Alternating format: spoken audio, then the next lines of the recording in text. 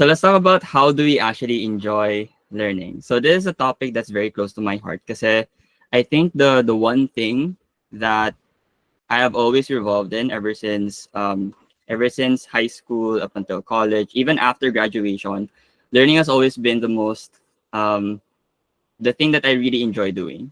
So usually I spend most of my days just reading, just writing, learning new stuff. So I think there's a lot of joy to me when it comes to learning. But what I wanted to share in the webinar mostly is it didn't always feel fun to me, and I didn't always enjoy it, especially when I first came into college. So I just wanted to share my story, and I don't want to come off as somebody who is like an expert or a guru or whatever. Um, I believe in the concept of just being able to share your story, being able to share what you know, what you learned. Tapos it's up to the other person or whoever is listening to just pick up whatever resonates and whatever is useful to them. So I'm hoping that you guys can pick up the same thing dito. Whatever you find useful, just lean into that. Kung hindi siya useful, just forget about it. Don't listen to me. Okay? So for this one, I wanted to go back to my freshman year. So this is me. This is me in the IM canteen sa labas. Tapos mga kiosks. And then I think this is part of my orgs. These are my org mates. Tapos this was me who was very new to UP. So we were just, I forgot ano to. It was supposed to be Pancit Canton. But generally, it was just the time na I was really getting used to a new environment, first time in Manila. Kasi I originally came from the summer region. So during even before during college, the truth is that math was actually quite easy for me. And I say that not to brag, but to help set a point on what is going to happen in the talk. Okay. So especially during high school, I really did think that I was a good student. I prided myself a lot in my color-coded notes. Nakikita ko kasi yung mga kaklase ko eh. Most of them are like doing notes, tapos may highlighters, and then may mga styles. So I really loved doing that. Tapos during senior high school, I was really into it. I bought a lot of colored pens and then fancy highlighters. Tapos I thought that was useful naman to me. And then there came a time talaga that I was really used to just studying math for like 30 minutes or less. This was in high school. And that's only because most of the topics that I have been learning, I've already been learning outside of class anyway. So parang the learning for me during the exam is only just a refresher. So um, I don't need to study for math just as much. But what happened during my freshman year is I actually struggled a lot in Math 22. This is a screenshot of what actually happened. Ito yung pinaka grade record namin during Math 22 with my professor. And then what I saw here is no LE1 okay naman yung score ko, but during LE2 bumaba siya by a lot. So it became 68% na lang coming from a 99% nung LE1. And I know that especially when it comes to these kinds of stories, usually may two kinds. Either you're comparing yourself to your peers, which is very, very common, right? Seeing them that, oh, mas mataas yung score niya sa akin, or like this person is doing better than me in class. There's also a second kind of comparison that I think is just equally as hard on you as a student, right? And to me, yung comparison na yun is comparing myself to my former self. So dito was really clear kasi LE1 I was doing well, LE2 talagang nag-drop. So what happened, right? What happened to me at the time? And I guess this was a turning point during my freshman year kasi it was just a really big wake-up call. And then parang my whole world was shook up kasi parang I was used to like enjoying math. I was used to like being able to study math quickly. And then this time, parang hindi na ganun yung nangyayari. And what happened was during the pandemic, I was really fortunate kasi despite my low scores on the LE2,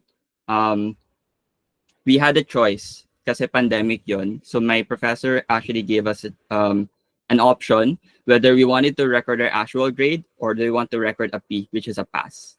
And at the time, just sending this email was really medyo may tumagos ng konti. I mean, my grade wasn't as bad, right? It wasn't as bad as you would imagine it, but it was definitely not the thing that I was used to. So I was comparing myself to my past.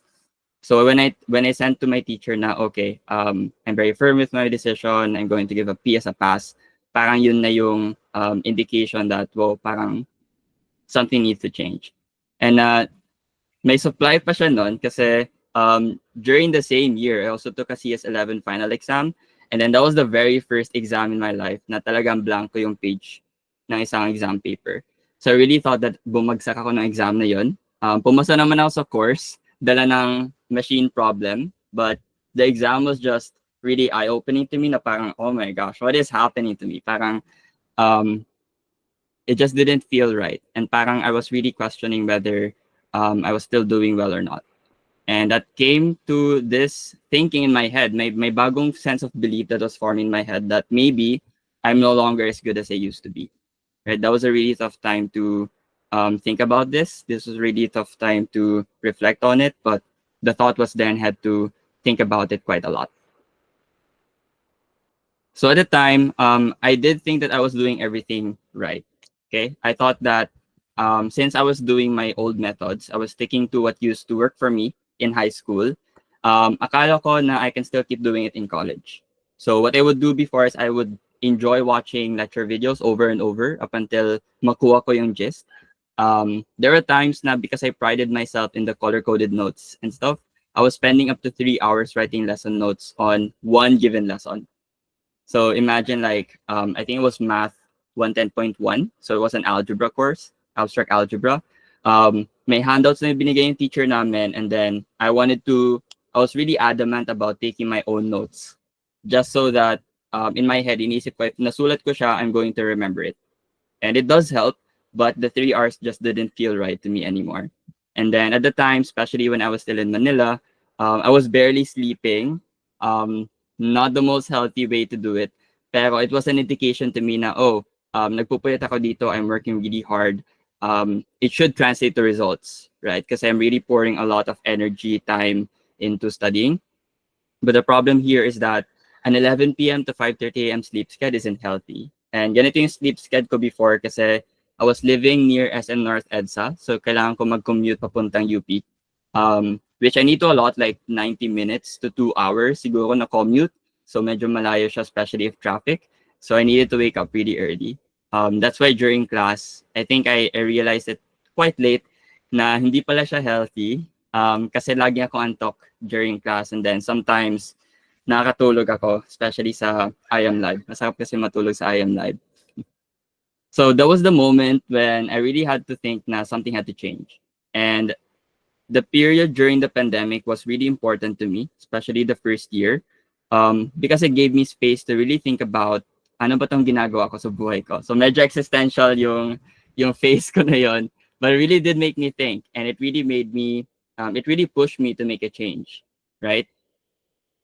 So I want to talk about, based on my experience, no, based on everything that I went through, I wanted to share with you guys how I actually learned to enjoy learning, especially coming from that experience that parang I was questioning myself, I was really doubting, I was having imposter syndrome, all of those difficult emotions I was dealing with. But I have been able to experiment and try new things, and I wanted to share that with you. So the way that I want to approach this is, instead of thinking about how do we enjoy learning, let's think about it another way. How do you not enjoy learning? So what I'm doing here is a principle called inverted thinking. This could be applicable to not just in this talk, but anything outside of it. Whenever you're trying to figure something out, instead of asking how do you get X, you want to ask how do you not get X, right? And what you do is, whatever your answer is, you flip that, baliktaran mo, and then you can get some really good answers. Because it's hard to approach it directly, right? Especially if you're familiar with algebra, you know that some problems cannot be solved directly. You need to take the inverse function or inverse matrices, whatever that is. So applying inverted thinking dito, maybe some three things that we can identify as ways to not enjoy learning are the following. So number one, when you feel like your methods aren't working, you're going to feel helpless. So learning is not enjoyable. If you're not sure what to do, you're going to be anxious na parang, how do I do this? How can I be better? I don't know what to do. That will also make learning not enjoyable. The last thing is, if you're doing just the same thing over and over and masyado siyang repetitive, what may happen is you may start to feel dread. Na parang, ano bang point nito? Right? I don't know how this can serve me. I don't know why I'm doing this. So we have dread and boredom. Now, what I wanted to do instead is, how can we flip itong mga ways to not enjoy learning into something that feels more aligned with how we can actually enjoy learning. So this is what I came up with. If your methods aren't working, it's a sign to question your defaults, to quit your habits, the ones that aren't working. If you're not sure what to do, there are so many resources online, and I want you guys to think about the phrase study the greats. Who is somebody who did well in the thing that you want to do, and how can you observe how they are doing it? What works for them? What doesn't work for them? The last one is doing the mundane. If masyado nang repetitive, you don't know the point of what you're doing anymore, I think it will be really fun to do what you've never done. So these are the three principles that I want to anchor this talk on. And I want you guys to really think about this kasi dito tayo iikot during the whole talk. Okay? These are the three principles I want you to take home, hopefully by the end of this webinar. And I put an asterisk here, which is important kasi although these are principles, they're not really, you don't need to follow all of them all the time. And they're also not in order. There will be times na kailangan, let's say maybe one thing na applicable, maybe it's just do what you've never done, or maybe it's just study the grades. Whatever it is, just choose what feels most useful at this moment. Tapos you don't need to just follow everything all the time. Okay, so just keep that in mind.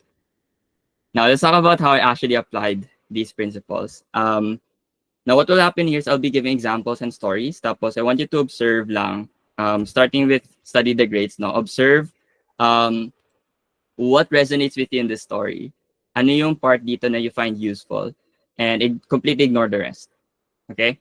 I want to start with how I quit my habits. So at the time, these are the three things that I mainly did. So I really stopped taking notes for the whole sem. Especially during my second year. I think I went through a whole semester na walang notes. And the reason I was able to do that was because my professors are giving me notes anyway. So parang it didn't make sense to me to continue taking notes.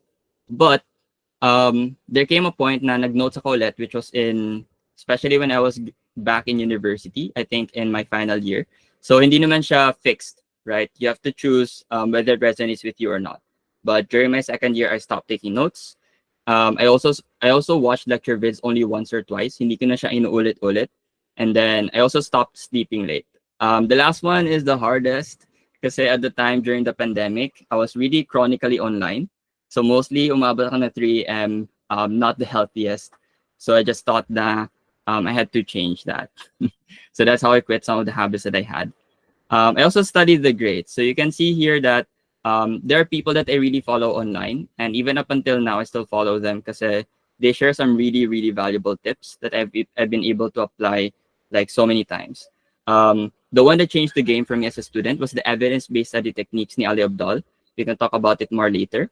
I also enjoyed the 30-day habit challenges ni Matt Diavela. Basically, just being able to try out new habits that I've never done before and trying to strive for a much healthier life. So ginawa ko siya. And then what I loved to do before as a student was once a year, kapag nagpo-post yung UPD ng mga summa cum laude in an album, I read every single entry just for me to understand ano bang meron sa mga summa cum laude, what are they doing, how are they thinking about studying and then being in UP. So all of those things I was just really immersing myself in. And it was really fun to learn new insights from these people as well. The last would be I did what I never did before. So what I mean by that is I tried out things, I tried out experiments. Active recall or testing myself was one of the things that I really found useful. So I can talk more about it later. I also tried time blocking and then digital minimalism.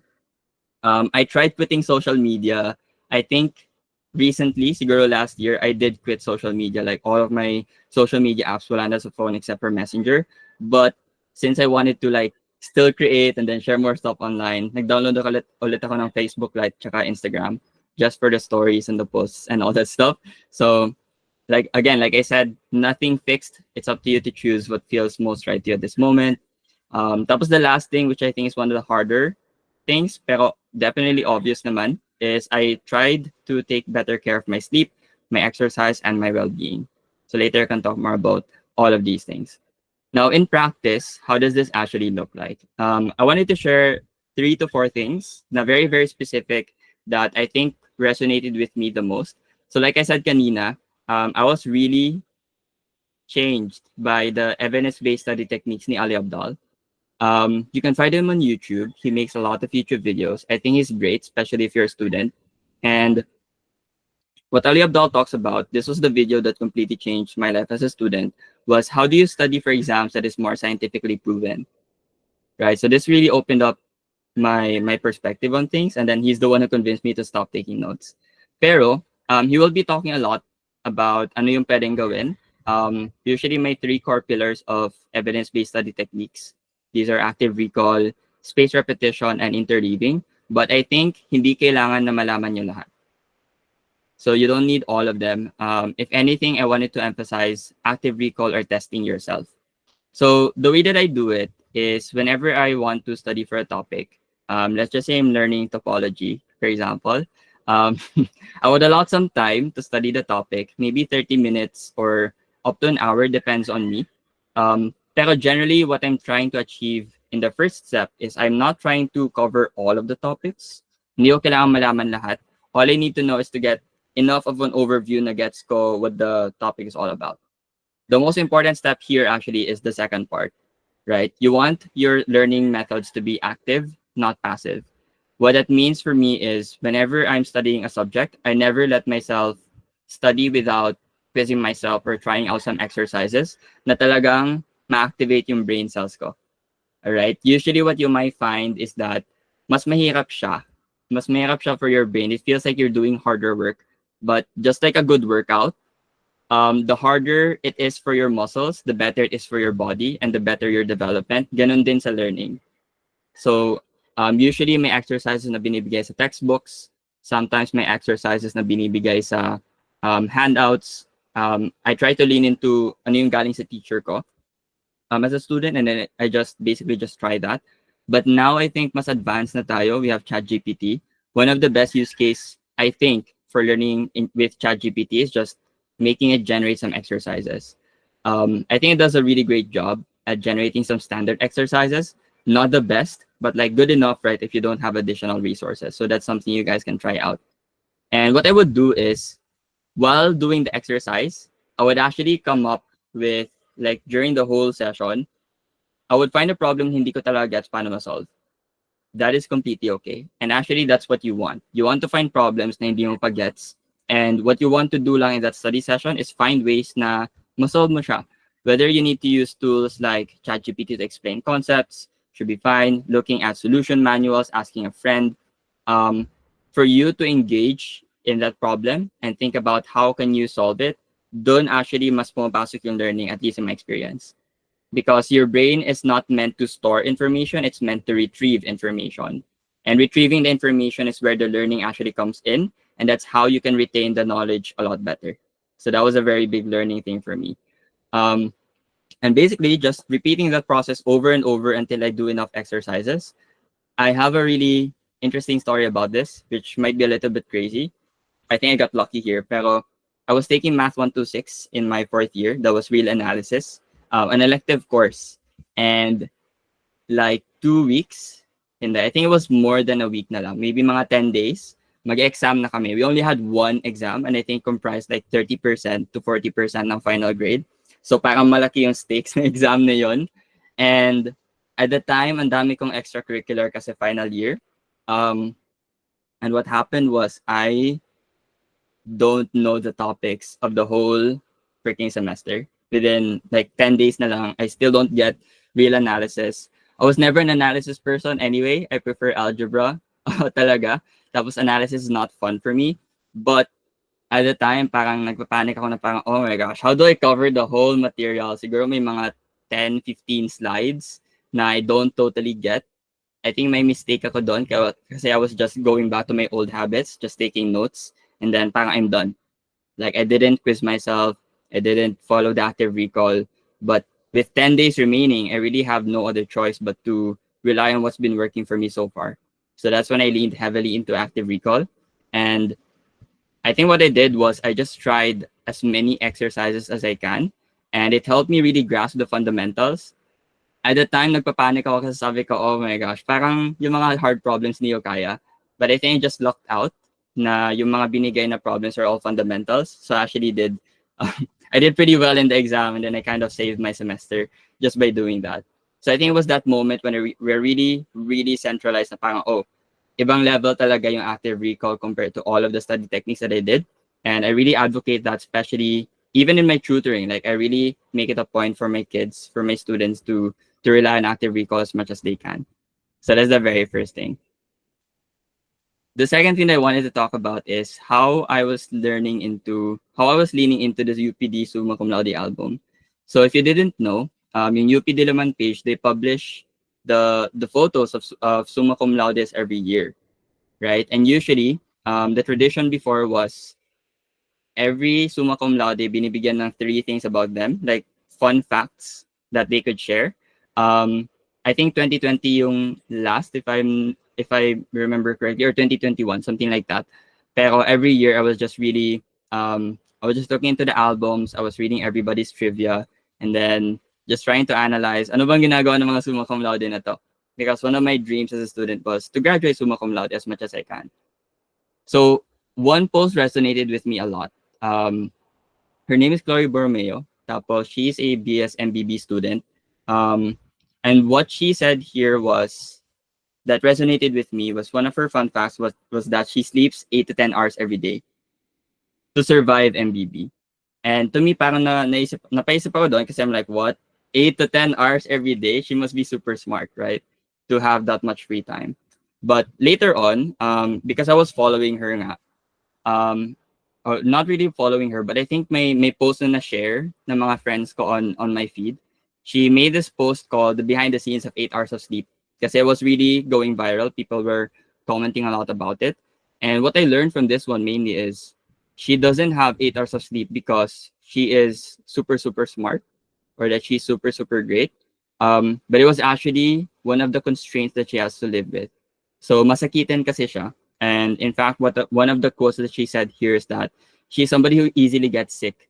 And she's revealing that fact that she needs to sleep 8 to 10 hours every night. Kasi if she doesn't do that, then she basically cannot function. So when you think about it, it might look as a handicap actually, but I would also think that it was both a handicap and a superpower that she had because she was sleeping enough hours every night.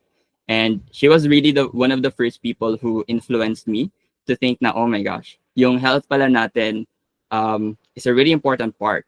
And more than that, I had to learn the hard way na um, being able to rest is not a reward for good performance. It's actually a prerequisite to that one. So right now, what's happening to me, especially during the pandemic as well, when I changed my habits, was that every time I get less than 8 to 10 hours, di naman 10 hours, when I get less than 8 hours of sleep or less than 7 hours of sleep, what happens to me is usually I cannot function, at least anymore. So what I would do is if my sleep is really bad, I just take a day off when I can. I don't do any studying, especially during the weekend, just to recover my sleep. And that's how I really prioritize that one because it's just different. It's just different when you feel it in your body that you're healthy all throughout versus you're just working really, really hard. Parang iba yung difference ng performance mo. So I think that was really important to point out. The third thing that I think you guys might find interesting is a technique called time blocking. I think not everyone would benefit from this technique, but for me as a student, I really tried it out. Tapos nakatulong siya sa akin, especially when I felt like the to-do list wasn't working for me anymore. So sometimes I would get overwhelmed na parang dami kong kailangan gawin and I don't have enough hours in the day. So what I did instead was I watched this video from Ali Abdal and learned time blocking. So how it works is that if you have a calendar, what you want to do is for the next day, you want to slot in time blocks that you will do a certain specific task. And basically just doing that hour by hour if you can, or minute by minute. Because the benefit of that one is if you're somebody who's not yet familiar with structure, this is one of the best ways to create structure in your days, right? If you feel like you're a little bit cluttered, you're a bit messy with your productivity, I find that this was very useful to me, especially when I was also feeling a little bit cluttered during my early years in college. So what I did around September 2022, this was an actual day in my life. So basically 9 to 10, I allotted a time for, like I decided the most important thing at the time was the aptitude exam for an org that I was applying for. And then I had classes, which are the ones in blue. I attended to that one. I took a 90-minute lunch break. Tapos I kept studying up until 5 p.m. with the purple ones being org work. And then I had some rest, I had dinner, tapos that's basically it, right? So within my day, instead of trying to accomplish like a massive to-do list, what I'm doing instead is I'm basically setting an intention na parang for the day, this is how much time I think every task will take. And I feel like if I schedule in that time, then I know that I feel a little bit secure during the day, especially because your time is finite. So time blocking helps you actually be in touch with that finiteness. So you can't do everything. So how do you prioritize? Which ones are actually most important for you to do in that day? If there's something you wanted to try out, maybe you can do this like at night when you're preparing for the next day. Just try time blocking all the things that you want to do in the next day and then see how it feels for you guys.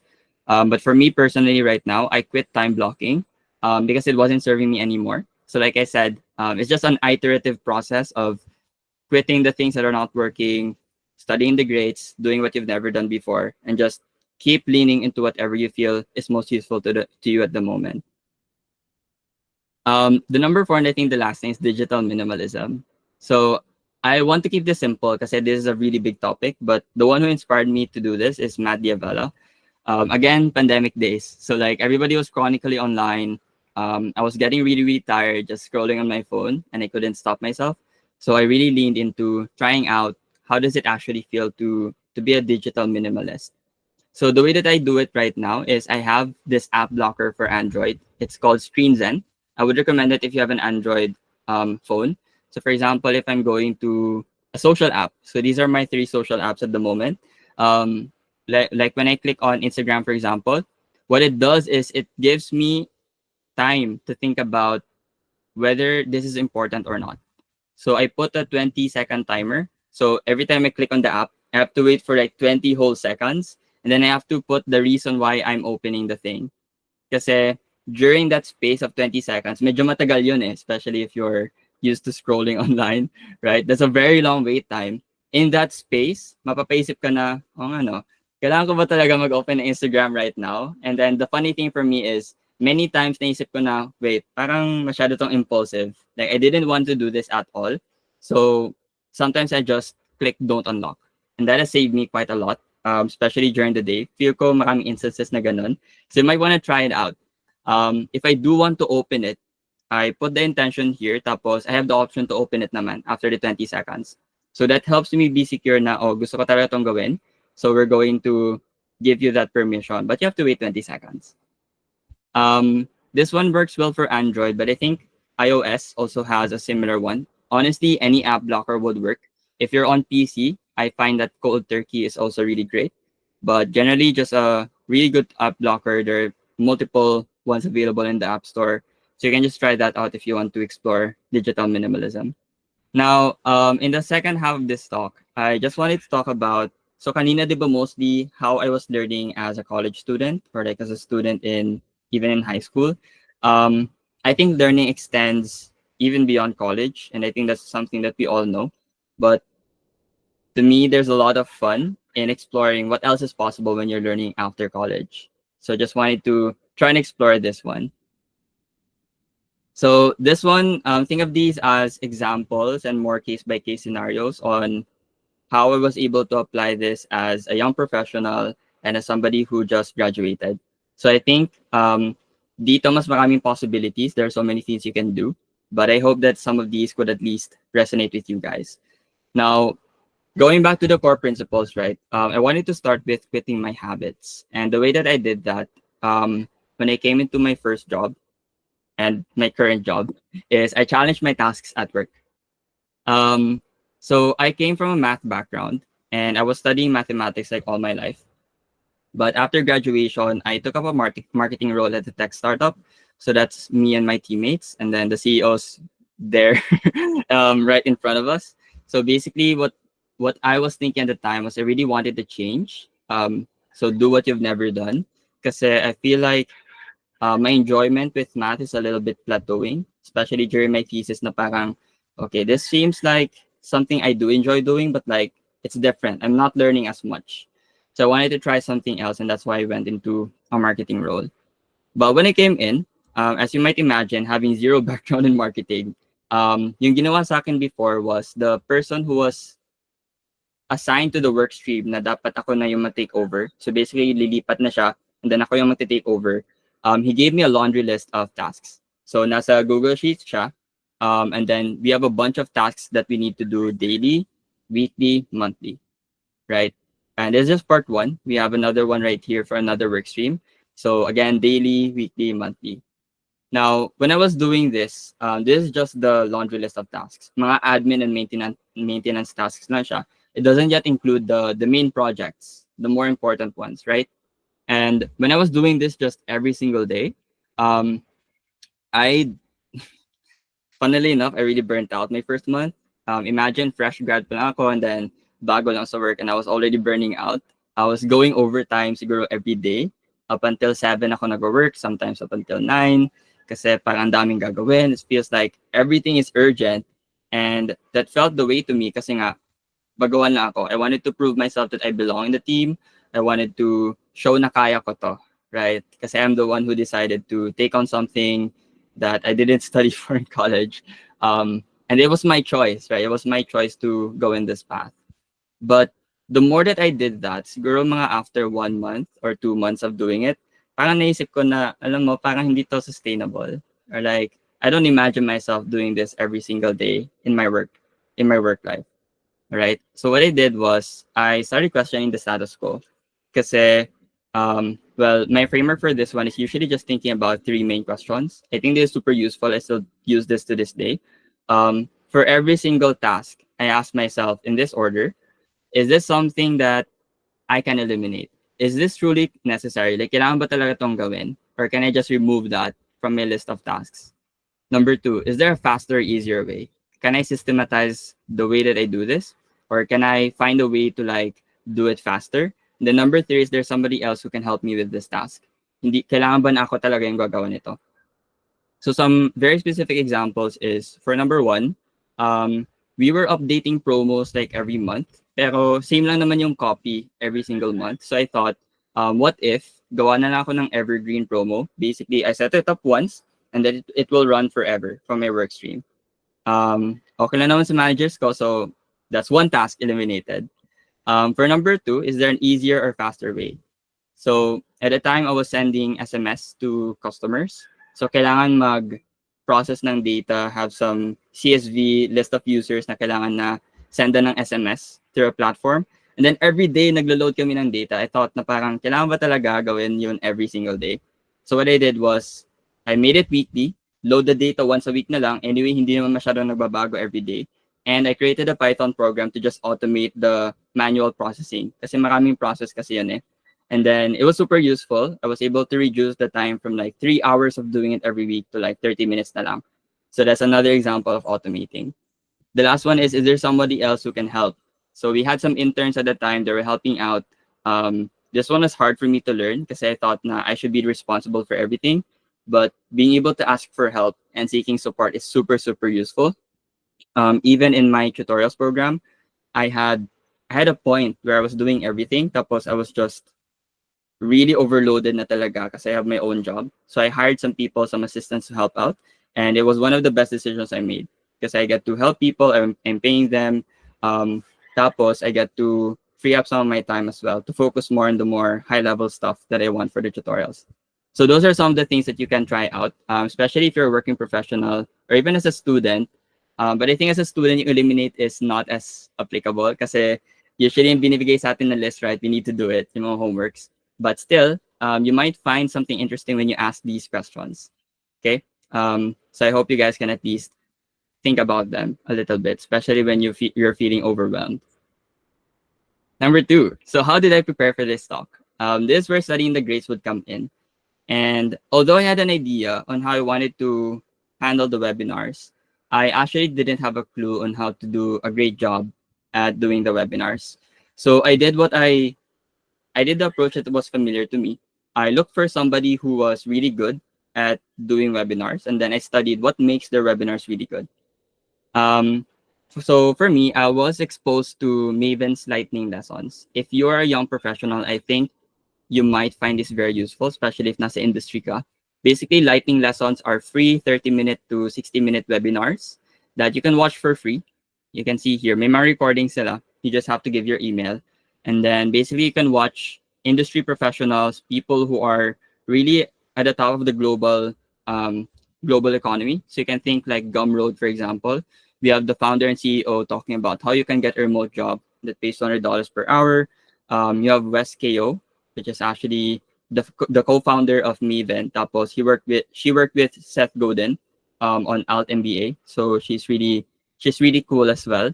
And basically for me, I just remember watching this because I was learning on the side on especially on this topic. Like I really love this topic. Naging applicable siya for me because I also follow Wes KO on Substack. She has a newsletter and she talks a lot about executive performance as well as persuasive communication. So she's somebody that I really trust.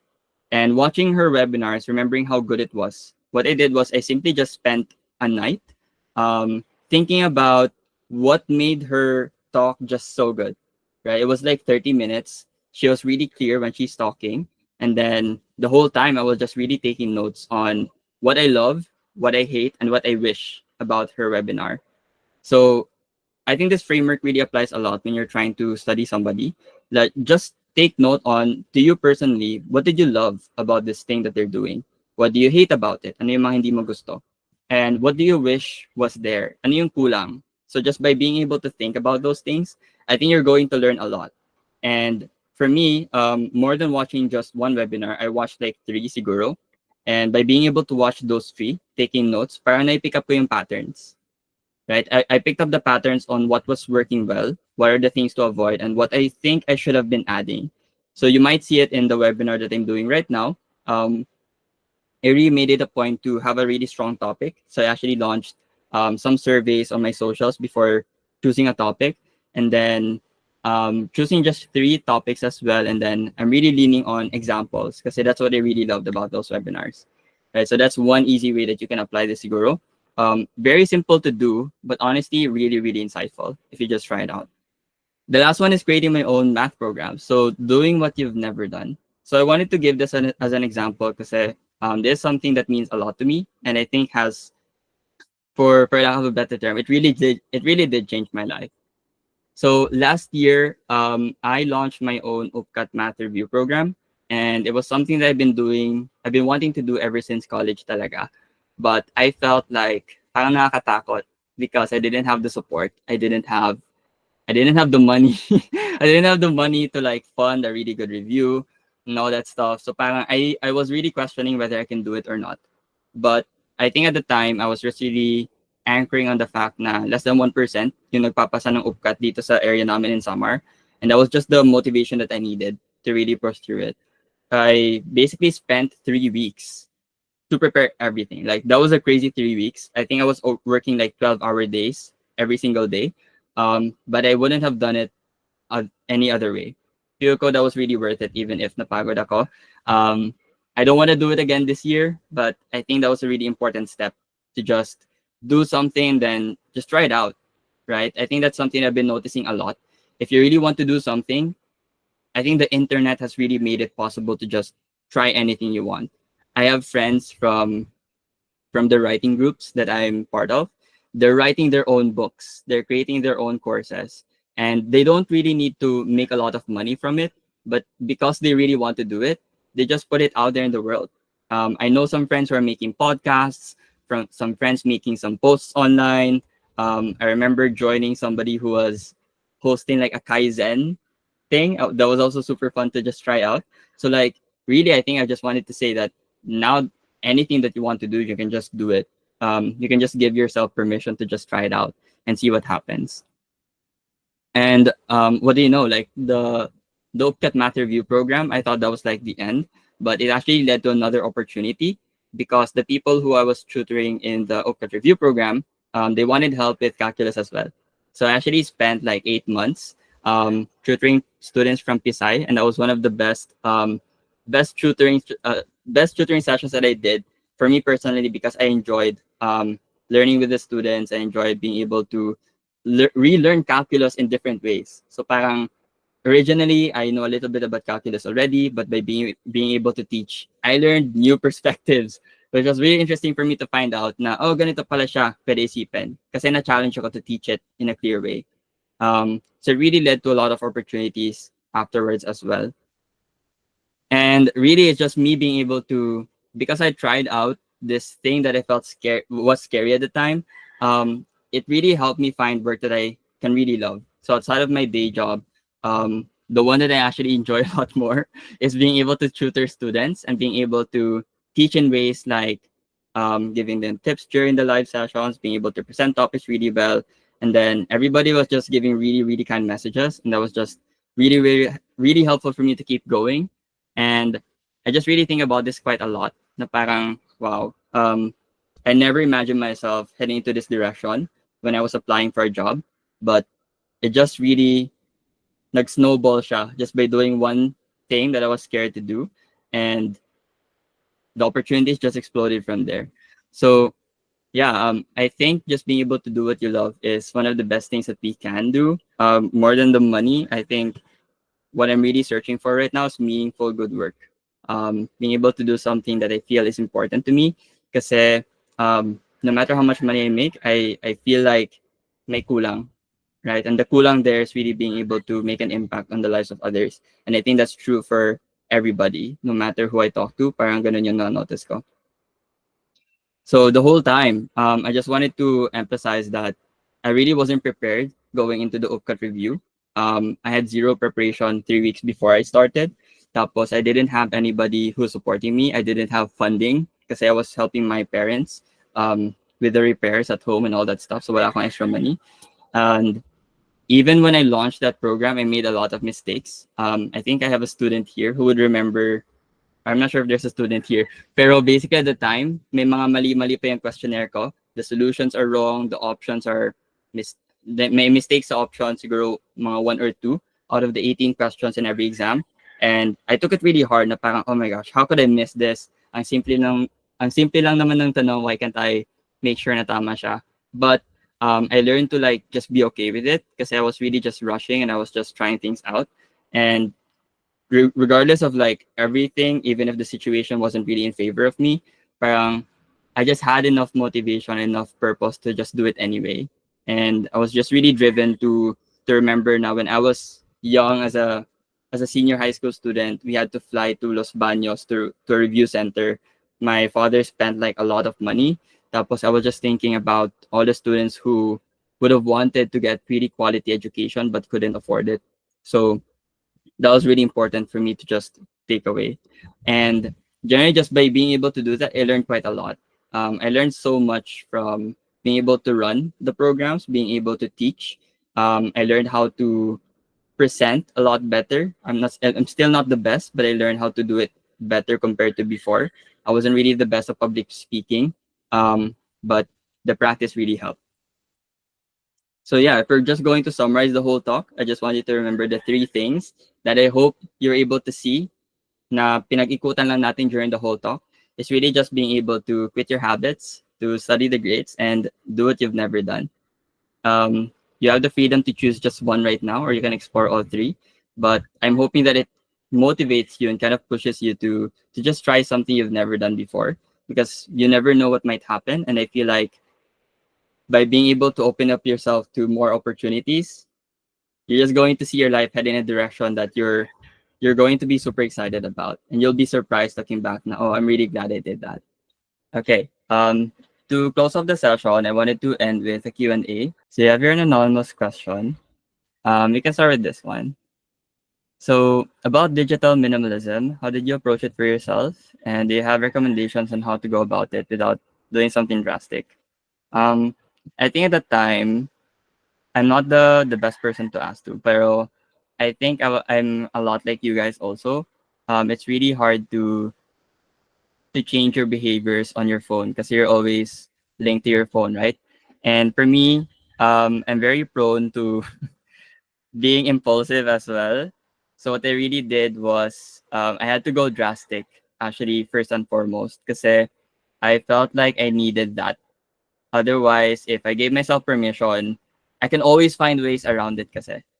Like if I gave myself an out na parang I started with the screen zen before also, or like an app blocker. I gave myself like 10 seconds, mga ganon. Or I found a way to like block the app. Tapos yung ginagawa ko is I access the site anyway on Chrome kasi hindi naka-block yung Chrome. Right? So parang inuutakan ko yung self ko, which wasn't the healthiest. So I had to like go to that measure na parang, okay, parang kailangan ko na ng something na change. But I would acknowledge na hindi naman kailangan drastic right away, no? Kasi I think the most important thing is you do just one step and then you try to think about ano yung nangyayari sa akin. Try to be aware about what's happening inside of you. For me, I just try the small step na may counting timers. I think you can start with that one. An app timer, just do 5 seconds, 10 seconds. Choose the apps na pinaka-unhealthy lang for you. Might be TikTok, might be Facebook or whatever. And then you can just start it from there. Or I think a very, very good way for me is whenever I'm studying or whenever I'm just focusing on something, my phone is just outside of the room. So meron kasi akong space here. I'm fortunate to have my own space. Whenever I study, like my phone is just outside. I never let myself to access my phone. And especially in the mornings, I don't let myself access my phone. Otherwise, I'll stay in my bed like 90 minutes. Oh my gosh. Umabot ako ng 90 minutes sometimes just on my phone on my bed. So I try to put my phone outside. So I can use my phone if gumising na ako, I get up and then pick it up. Tapos, yeah, basically just small steps like that to reinforce your environment para hindi mo gawin yung mga stuff that you want to avoid. So that's what I would do. Okay. We have a question that says, learning is like exercise because it's pretty hard. How can you tell if you're actually enjoying learning and do I actually have to enjoy learning? You don't have to enjoy learning, but you get to enjoy learning. I think that's what I would say. Kasi there is a concept that I didn't include na dito. It's the concept of the flow state. Let me see if I can get a really quick visual for this one. I think it's very common in the productivity space. Okay, I think I saw a really good one here. So let me just share this visual. One thing I learned about enjoying learning, it's less about just choosing joy, but actually being like, let me show this first. Okay. Can you guys see this? Can I get some reactions just to let me know that you guys can see? Okay, perfect. So the flow state is something I've been interested in. Basically, yung sinasabi niya is on the y-axis, you have challenges, meaning gaano ba kahirap yung task na gusto mong gawin? And then how does that compare to your ability? Like, ano na yung skill level mo at this point? So think about it like a video game. If you're trying to handle a certain level, let's say you're playing something like Genshin Impact, I don't know. If the boss is too difficult, you're going to be anxious. So nandito siya nagpa-fall, right? Because the challenge is higher compared to your ability at the current moment. But inversely, if the challenge is too easy for you compared to your abilities, you're going to have boredom. So that's why we have this part right here. What you want to do is you want to be in the middle, right? You want a challenge that is sufficient to your abilities. That way you can feel na, oh, parang kaya ko to, but I'm not sure if I can do it, but I'm curious to find out. It's really hard in practice, but I think it doesn't have to be hard per se. That's why I really am I'm really big on the talk about quitting your habits, trying something you've never done before, because I think that you have a lot more autonomy than you realize. Many of the things we need to do in school, for example, are kind of forced. Na parang kailangan gawin to or something, but how you do it, nobody's going to tell you how you're going to do it. And I think that's where the fun can come in, because when you choose how you do things, when you have autonomy, I think that's where you will enjoy it a lot more. Kasi you know that you're the one doing it for yourself, even if medyo forced ka to do it. I'm hoping that helps. I know it's a very tough question, but really it's just being able to own the whole process and trying to do things not because somebody else told you to, but you're doing it because you're choosing how you want to do it. That has been very helpful naman for me. So enjoying learning is sometimes associated with learning fast. And when we feel like we're learning slower than we'd like, we tend not to enjoy it. That's true. So how do you think we can enjoy learning even when we're not going at a pace that we expect? I think learning slow just means that you have a lot to learn. right? I think you are learning a lot at every given moment. For example, in this talk, you guys have probably learned quite a lot already. Even in your classes, you're learning something, depending on your approach, right? You're already learning something there that you never knew before. Um, I think it would help to recognize and be aware na, oh, parang I learned that even if I'm not getting perfect grades in quizzes yet, even if I'm not, um, even if I'm not a stellar student, however you want to define it yet, I think slow is very subjective and it's based on how we define how fast and how slow is. You're going to move slow if you're trying to set really big goals. But if you set smaller goals, na parang you're recognizing na, oh, today did I learn something I never learned before? Maybe that might be useful, right? And to me, it's really just leaning into, I like journaling kasi, I like asking myself, what is one thing I learned today? And even just that question helps me recognize na, oh, nga, no, that's actually really cool. I never thought about that before. Um, in this talk, what I learned is that I actually talk pretty fast. I talk pretty fast, if you guys notice. So that's something that's interesting for me to just be aware about. And maybe that's something I could think about a lot more. So really, there's learning everywhere. It's up to you to recognize that one and try to think about how much you've actually done. I'm pretty sure you're doing quite a lot. Okay. Next one. How can one get out of the loop of being or staying stuck after trying new techniques that eventually do not work? I do have a personal story of this once at work kasi we tend to do a lot of experiments and pilots at work, and then we were just not um, the problem is it's not working. So I was really scared na masisisante ako because basically I'm doing work, I'm trying stuff out, tapos hindi siya gumagana. And I actually had a talk with my manager, parang sinabi ko na, feel ko I don't belong in the team, feel ko I can't, I'm not doing anything substantial. And then what she told me was, we don't need the results right away because this is a new project. Okay, there's a new project, it's unproven, nobody knows how to figure this out, even our managers. And what you made me realize is that even if it's not working yet, we are learning something we've never learned before. So parang we're moving closer to the end goal. It's just that we're not yet at the end goal. So related to what's mentioned kanina, the hardest part about the whole journey is we're always tying ourselves to outcomes that we cannot fully control. What I would say is it would be very useful to think about ano ba talaga yung gusto ko dito and what's something that's actually fully in my control. So for me, if you feel like it's not working, then you learn something new, right? You learn something that didn't work, you have an opportunity to try it again. I would say that maybe if something is not working over and over, it's a really good time to ask yourself, bakit hindi siya nagwo-work? So for me, there was a time nga na I was trying so many productivity techniques, time blocking, Pomodoro, Eisenhower matrix, all of those things. Hindi siya totally nagwo-work. And I started questioning, anong nangyayari? Why is it not working? What I found out was it's definitely not going to work kasi I'm always lacking sleep. That's why I'm big on sleep na. Kasi it doesn't matter how many techniques you try. If the fundamentals are not covered, if you're not feeling well, like it doesn't really matter. So those are some interesting things that you might want to think about. Um, what are you learning? What is something that's not working and how can you be aware of that? Then ask yourself, why is it not working? And then maybe you can make some progress along the way.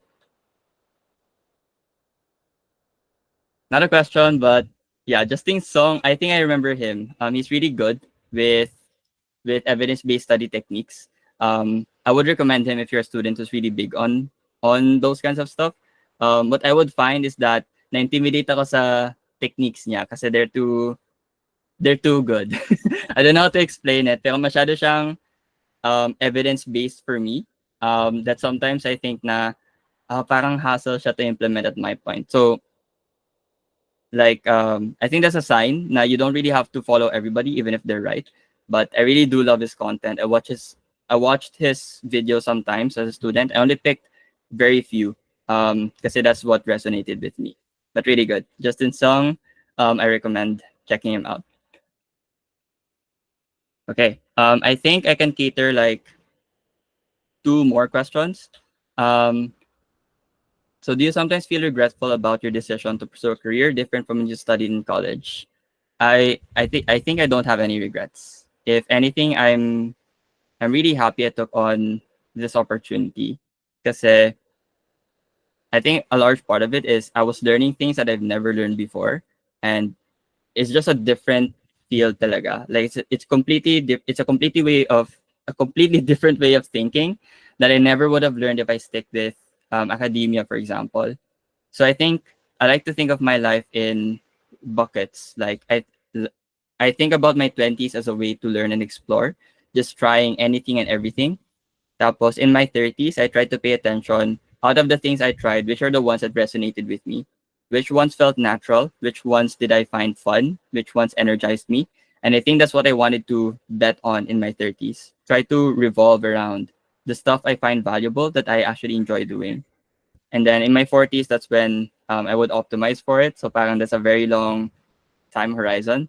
So I'm not really scared about trying things out in my 20s because I'm pretty clear na the game plan is to just try things out, see what resonates. Because I just think that sticking to one path is a little bit more risky compared to sticking to different paths when you're young. Because I think everybody has different opinions, but my take on it is I don't want to be tied to a specific thing without even knowing myself fully well first. And what I learned in my time after college was that mathematics wasn't actually just the main thing that I really love. I did love learning mathematics, but I realized hindi ako limited doon. What I actually love is learning and trying new things. Not all of them naman. I tried out a couple of stuff. I think marketing is not my end goal. That's what I learned. But I sensed some interesting things about marketing that's fun for me, and that's experimentation. So I'm just picking up a bit of insight coming from all my experiences. And I never regretted it because I don't think I would have learned everything I've learned today if I just stick to what's familiar to me. But again, everybody has the choice in their own paths. I think all of the decisions we're making are right as long as we're making those conscious decisions and we're being very intentional about it. If you want to stay in the path that you want, I think that's a really good sign because you have a conviction that you belong there, then that's great.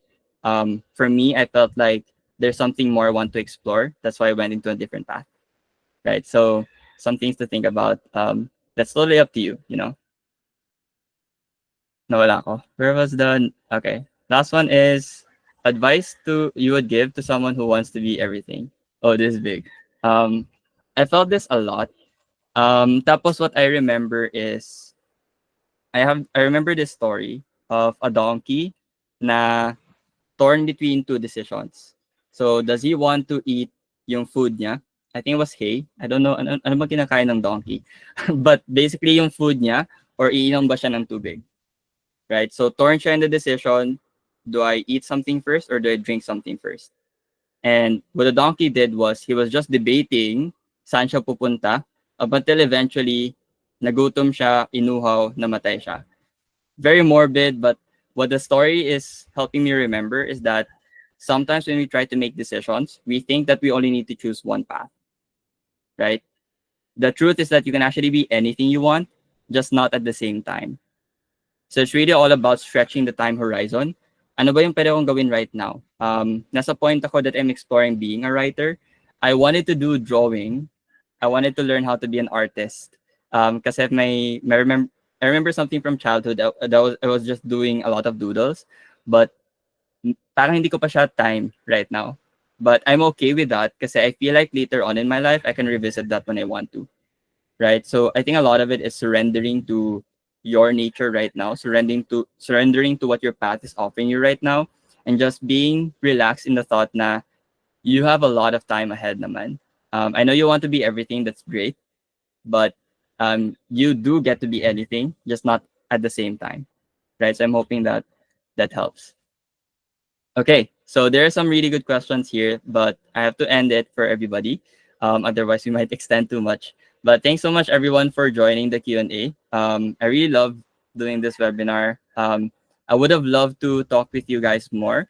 So what I wanted to do is, if you want to keep in touch, I write a weekly newsletter. Well, hindi na siya weekly, but I write essays at leonardosubstack.com. And more importantly, if you wanted to reach out, you can email me anytime. I reply to every email. And then the best way to connect with me is on Facebook because most of my posts are there. So you can also find me on Facebook.